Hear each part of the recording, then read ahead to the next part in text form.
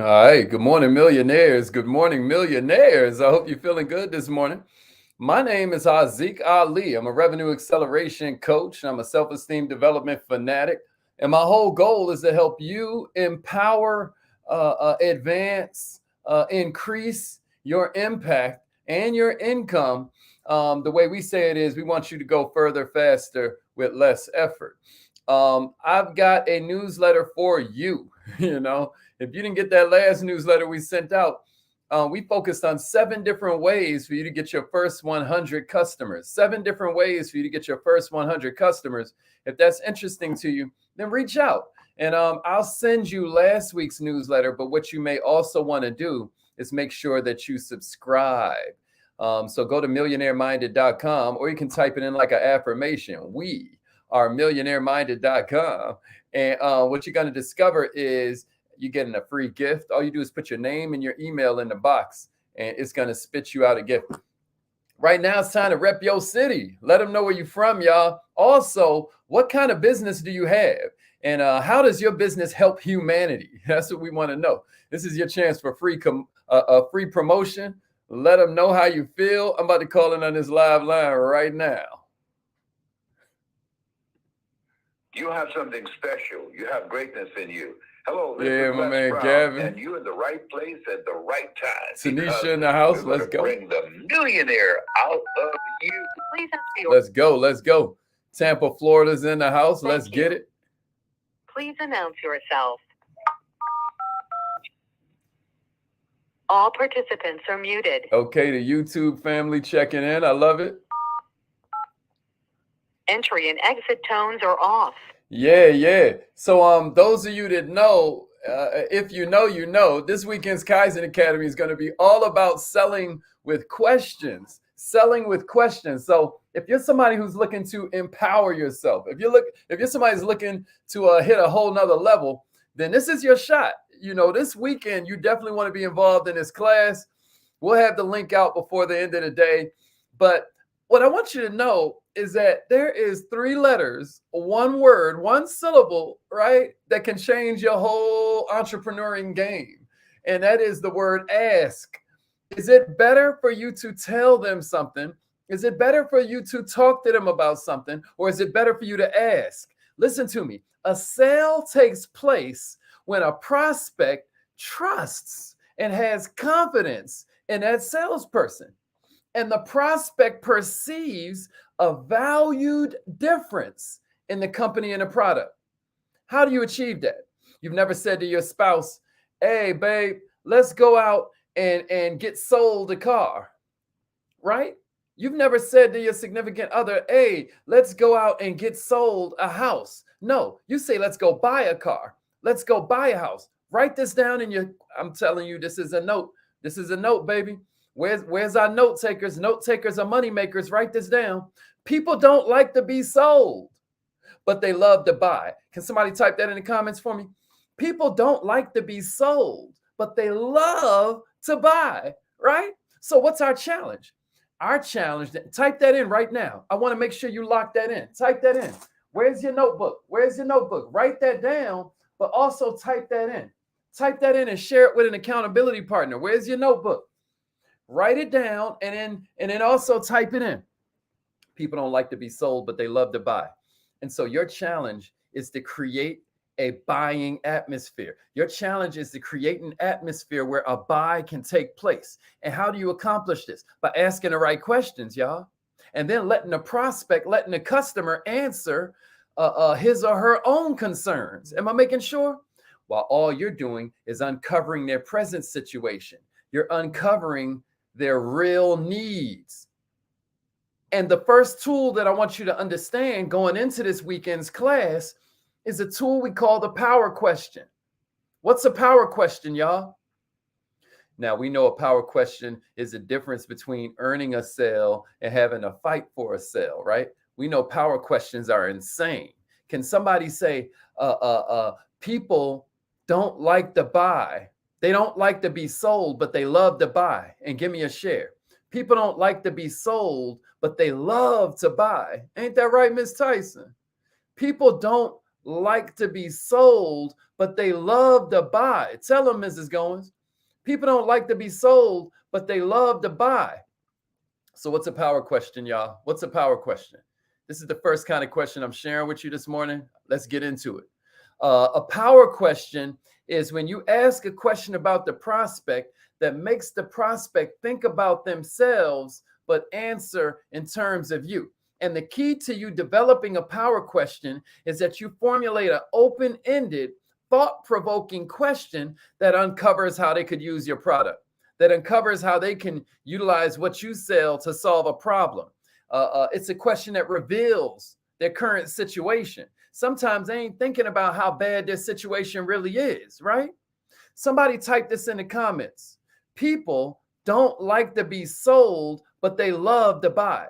People don't like to be sold, but they love to buy. And then share that with somebody that needs to know. Millionaires, this is the game changer. I'm gonna give you a major secret this morning. I'm gonna give you this should change everything. Millionaires, instead of you telling a prospect about a key benefit, ask a question about it. Huh? Somebody write this in the comments, man. We always say facts tell, stories sell. This morning, what I want you to do is I want you to write down something different. I want you to write down facts tell, questions sell. Facts tell, questions sell. Now that's good. That's good. When you ask, you get open response, right? You get open answers. If instead of you telling the prospect about some fact, some feature, right? You ask a question about it.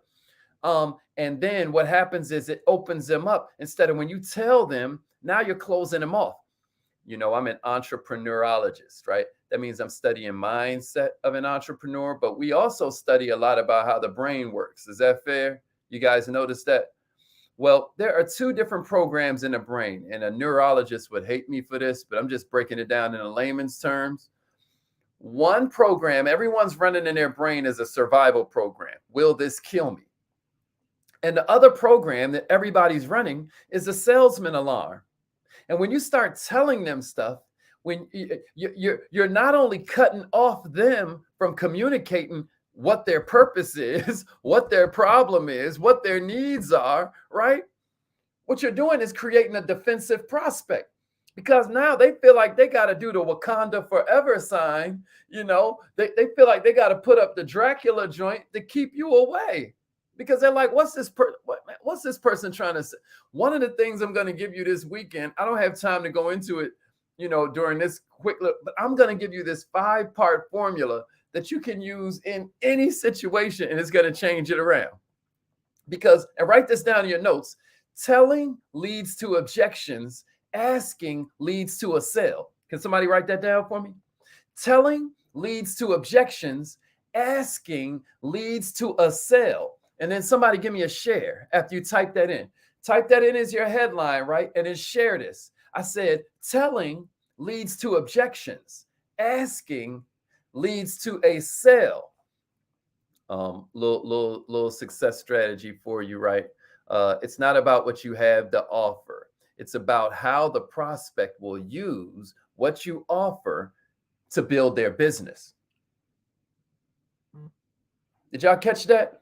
It's not about what you have to offer. They don't care nothing about you. They don't care nothing about what you sell. Your prospective client is the most selfish person you're going to meet all day. All they're thinking about is themselves. And you know what? That's okay, because it makes it much easier for you to help them. Because if they're just thinking about them and you're just thinking about them, listen, you become a no-brainer. But the only way you're going to be able to get to that is to ask questions that uncover needs. When you ask the right question, when you ask the question that makes the prospect think about their needs, but respond in terms of your service or your product, now they're selling themselves. The only thing more powerful than that is if they give you a blank signed check and then just ask you to fill it out. You hear me? So here are a couple examples of a power question. Y'all with me? Everybody with me? Somebody say power questions and give me a share. Power questions. I'm telling you, this class this weekend is going to be the best way you ever spent $29. You've never spent a better $29 than you're about to spend for this class this weekend. That's a promise, y'all. Here are a couple examples of a power question. I want you to kind of more pay attention to the format. When you go back and watch the replay, just write down the question and then see how you can change it for your product or service. So here's an example.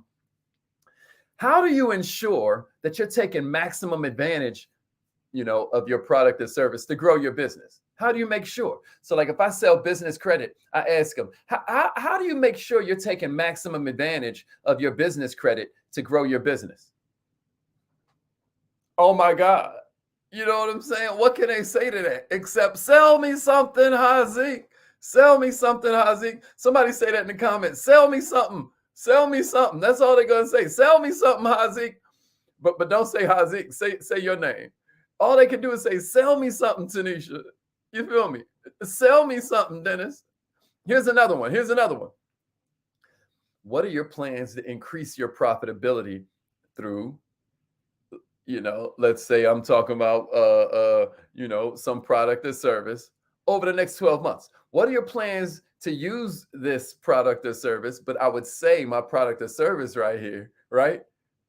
What are your plans to use this to increase your profitability over the next 12 months? Most of them ain't going to have no plan. How about this one? How do your salespeople use blank to gain sales? How do your salespeople use blank to gain more sales for you?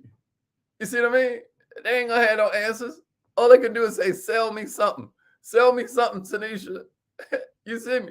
Sell me something. You feel me? Everybody with me? How are your customers taking advantage of this product or service, right? Have you identified any other opportunities that you want to use here in 2022 or going into 2023, right? What if you ask them, hey, if you were using this, how would you use it in your own life? Pretty interesting, right? If you had an extra $100,000, let's say I'm selling them a loan, or if you had business credit, let's just say I'm helping them to grow and scale their equipment, scale to another location, scale to having a marketing budget, scale by having a marketing budget, right? If you had this, how would you take advantage of it? And then here's the second kind of question that instantly makes you a consultant. Here's the second kind. You ready? Now you start asking them questions about the criteria they use to make decisions. You're an instant consultant. You're an instant consultant in their mind because now you're more like the doctor. This is my favorite analogy for trying to get people to switch in their mind why they need to ask questions. When two people are sitting there, and one is interviewing the other person, who has the power? Before I get to the doctor example, this is another one I love to use. Who has the power in a job interview? Is it the one answering the questions or is it the one asking the questions? Everybody with me? When you go into a doctor, the doctor doesn't sit you down, show you a video, and then try to sell you some drugs. What does the doctor do? The doctor asks questions.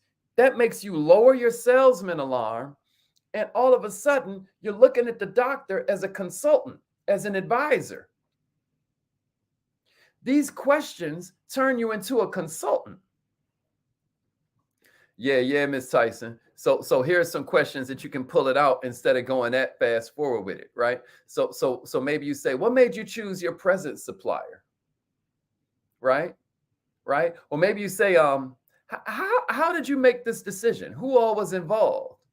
That's a dope way to figure out who the decision maker is, because sometimes you're talking to a gatekeeper who's posing as a decision maker. You hear me? A third criteria question you could ask is, how long have you been using this? How long have you been using this service? How long have you, another one, how often have they contacted you since you began using them? Woo! You see that? You see that? Now you kind of dirty macking. Now it's kind of like, okay, how good are they treating you, baby? Right? How much added value and support have they provided? Now they're either gonna brag or they're gonna start complaining, huh? How how would this, special offer that you're giving them impact their business, right? How would it how would, if they make this special decision, right? If they make this special decision and they take advantage of your offer, right? Um, how would that impact your decision to give us business in the future? Or if you took advantage of this offer, um, how would that impact your decision to let us earn your business? You got to be able to ask questions that uncover their needs, but then also ask questions that uncover the criteria they use to fix their problems. You have to be able to ask the question, what opportunities are you missing to grow your business? That may be something to write down. What opportunities are you missing to grow your business? Millionaires, was this helpful? Was this helpful? Scale of 1 to 10, how helpful was this? If you put a 10, then that means you understand you need power questions. You need frameworks. You need a question asking system. Could you use that? Who could use a system for asking questions that will make it so that you don't have to feel nervous? You don't have to feel a sense of anxiety. We have a class in the Kaizen Academy called Questions Are the Answer. And that one's good because we've run through a whole bunch of different types of questions. But this class right here is designed strictly for home-based business owners. It's going to be this Saturday, and it's going to be a game changer. Millionaires, if you really believe that you can provide services that are going to help your prospect profit, help your prospect produce, help this person succeed, then what you need is the skill set to be able to create an atmosphere that makes them want to buy. Questions are the transportation system for human consciousness. When I ask a question, I can take your mind anywhere I want your mind to go. What you want to do is take their mind into an atmosphere where trust and confidence and value are strong enough for them to want to buy from you. Am I making sense? And you can do that with the right questions. You can't with the wrong statements. It's your choice. Huh? This weekend's Kaizen Academy is going to be called Selling with Questions. I highly suggest you spend a little $29 to get into that thing. I highly suggest it. It's going down Saturday at 7 p.m., but you will get the replay, so don't worry, right? You will get the homework. The homework never expires. You can do the homework at any time. So make sure that you are involved. I apologize, I haven't been, putting that in there, and I haven't been talking about the Kaizen Academy as much as I should. Some of my people have been getting on me for that, but I need you to know that the keys to your success are in there. Don't look at me and be like, oh, he's special. He went from homeless to, you know what I'm saying? That's cool and everything. But let's begin to measure our success on how many of the successful we create. Reason I point that out to you is because you got a lot from this training, but I want you to learn it in a format that you can teach your teams. I want you to learn it in a format where you can teach your staff. I want you to learn it in a format where you can teach your friends. I want you to learn it in a format where you can forge accountability partnerships that can transform your life. And so speaking of that, now it's time for you to let your accountability partner know we about to do our affirmations, y'all. It's affirmation time. Call in right now. Call in right now. These are the same affirmations I was doing when I was homeless, when I was sleeping in my car. I was still saying, I am now a millionaire. Not I'm going to be a millionaire at some point in the future. I was like, I am now a millionaire. Right now in our office, on everybody's door, it says, we now have, and then it has this special number. It has a special number. We are making it so that our consciousness starts to look at this sort of idea, this sort of reality, as a path of least resistance, as a foregone conclusion, as something that's automatically going to happen. It's going to auto-magically happen. You hear what I'm saying to you? How do you get your brain on autopilot? Affirmations is one way. Visualization, that's one way. You got to picture the advance. You got to picture your future in advance. You got to live in it in advance. Call in that number right now. Call in that number right now. I was telling them yesterday, the reason most of us mess up, man, is that we go from the physical and then we go from the thought and then we go to the spirit, right? So we look at our bank account, we say, man, the physical reality, oh man, I'm struggling, right? Like yesterday, I put up this post and I was like, how do single people be struggling? And all these people be like, because we be, and I'm like, damn, all of y'all are claiming a struggle bus? What is this, the struggle Olympics? That's a bad affirmation. That's a bad affirmation. What you're doing is you're going from the physical reality, right, to the intellectual, to the spirit. And that's the wrong way to do it.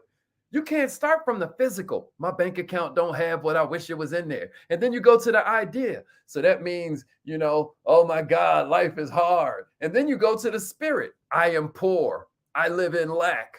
I am a thing of scarcity. No, my friend. No, my friend. We're going to go from spirit to intellectual and then watch the physical manifest. You hear me? So we're going to start with, I was created by a creator to create. God made me in his image. You know what I'm saying? So what had to be there first? An image. Ain't that something? You know what you had to start with? Imagination. Ain't that cold? So look, even God started using these principles. You better take notes. You better take notes and see how you can use it for your own life. So we're going to start with the spirit, and then we're going to come to the intellectual. So if I'm made by the divine, that means I can solve any problem in front of me, right? And then we watch the physical show up. So we go from spirit to intellectual to physical. You hear me? I hope that's making sense. We go from thought to idea to thing, not from thing to thought. No, we go from thought to thing. Thought, idea, thing. Hope I'm making sense. All right, repeat after me, millionaires. Say it like you mean it. I am so